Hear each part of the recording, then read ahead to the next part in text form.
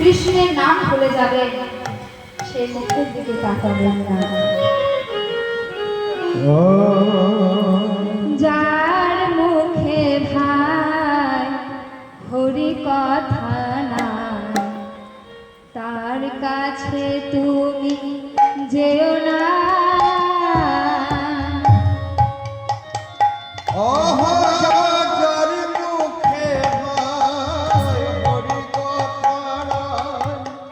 তার কাছে তুমি যেও না।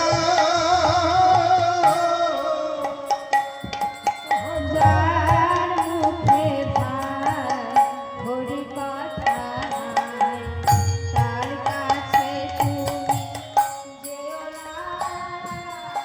যার মুখে ভাই হরি কথা নাই, তার কাছে তুমি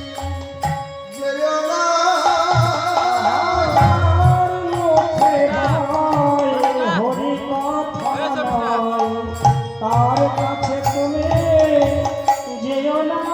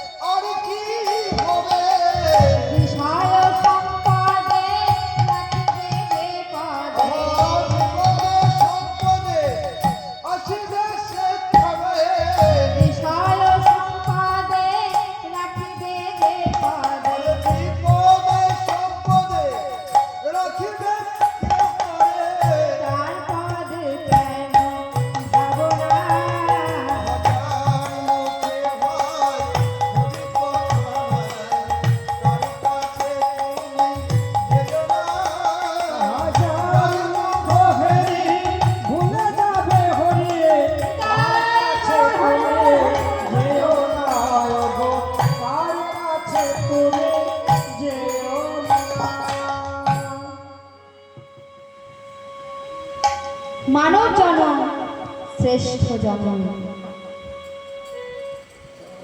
কত কষ্টকর ও মহা আচ্ছন্ন পর্যায় এই মানব দেহ লাভ বা মনুষ্য জন্ম লাভ করা যায়। এই মনুষ্য জন্ম লাভ করে যদি এমনি সাধারণভাবে অতিবাহিত হয়ে গেল, তাহলে আর লাভ কি?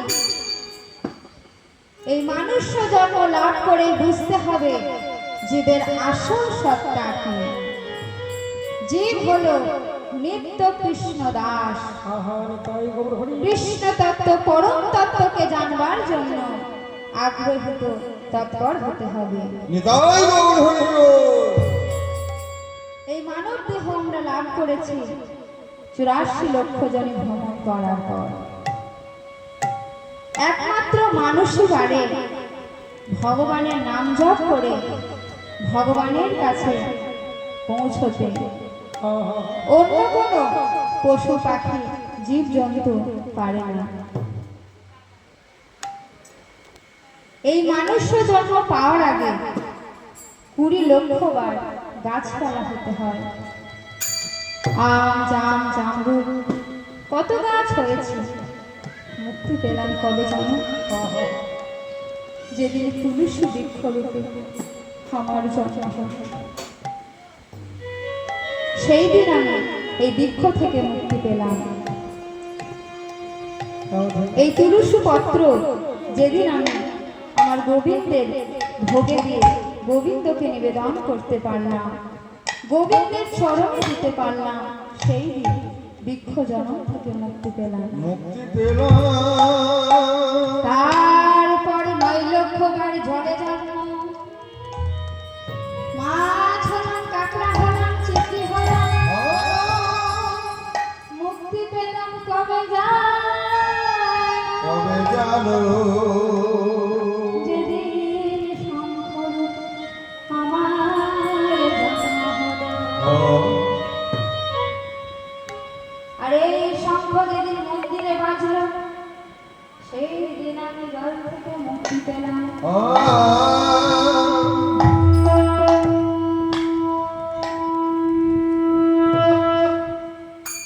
সাবারং লক্ষ বিংশতি নবলক্ষস্য জলজান, তারপর কিমিনাং রুদ্র লক্ষস্য। 11 লক্ষ বার পোকামাকড় হলাম। নানা রকম পোকামাকড় হতে হতে যেদিন আমি কত রকমের পোকামাকড় হয়েছে, 11 লক্ষ বার পোকামাকড় হলাম। যেদিন আমি মধুকর অর্থাৎ মৌমাছি রূপে জন্ম পেলাম, সেই দিন এই পোকামাকড় থেকে মুক্তি পেলাম। তারপর 10 লক্ষ বার ডিমের ভেতর জন্ম, নানা রকমের সরীসৃপ হলাম, নানা রকমের পাখি হলাম। মুক্তি পেলাম কবে জানো? যেদিন ময়ূর কোলে আমার জন্ম হলো। আমার পালক দিয়ে গোবিন্দের চূড়া তৈরি হলো। সেই দিন আমি পক্ষীকুল থেকে মুক্তি পেলাম। তারপর 30 লক্ষ পশু জন্ম, বাঘ সিংহ হাতি ঘোড়া কুকুর বেড়াই হতে হতে যেদিন আমি ধেনুপুরে জন্ম পেলাম। গরু রূপে জন্ম পাওয়াটা অতটা সহজ নয়। গরু থেকে যে পবিত্র দুগ্ধ উৎপাদন হয়, অন্য কোনো পশুর দুগ্ধ অতটা পবিত্র নয়। যারা বোকালোক তারা বলে যে গরুও ঘাস খায়, ছাগলেও ঘাস খায়। এগুলো বোকালোকের কথা। গরুর দুধ থেকে 6টি উপাদান পাওয়া যায়, অন্য কোনো পশুর দুধ পাওয়া যায় না। তাই 84 লক্ষ জনের মধ্যে 30 লক্ষ জন্ম হচ্ছে পশু জন্ম। আর যেদিনকে আমরা ধেনু করে জন্মগ্রহণ করি আর পবিত্র দুগ্ধ উৎপাদন করে গোবিন্দের সেবায় দিতে পারি, সেই দিন আমরা এই পশুকুল থেকে মুক্তি হয়ে যায়। তারপর 4 লক্ষ মানুষের জন্ম। নিতাই গৌর হরি বল।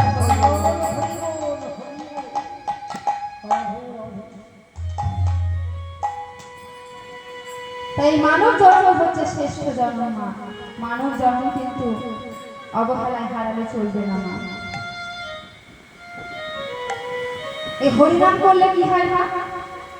ভক্তের ভিতর বাহির সমস্তটাই আলোকিত হয়ে যায়। চেয়ত দর্পণ মার্জনা ভব মহাদাব অগ্নি নির্বাপনম সে চন্দ্রিকা বিতরণা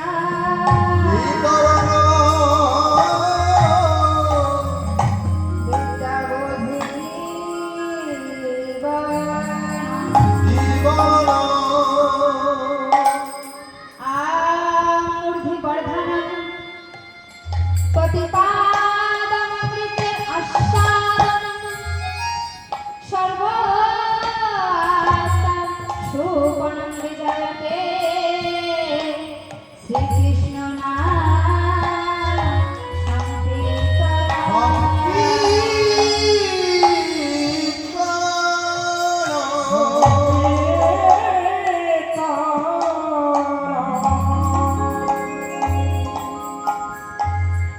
আমাদের এই চিত্রের মধ্যে যে দর্পণটা আছে সেই দর্পণটাকে মাজতে গেলে কি করতে হবে না?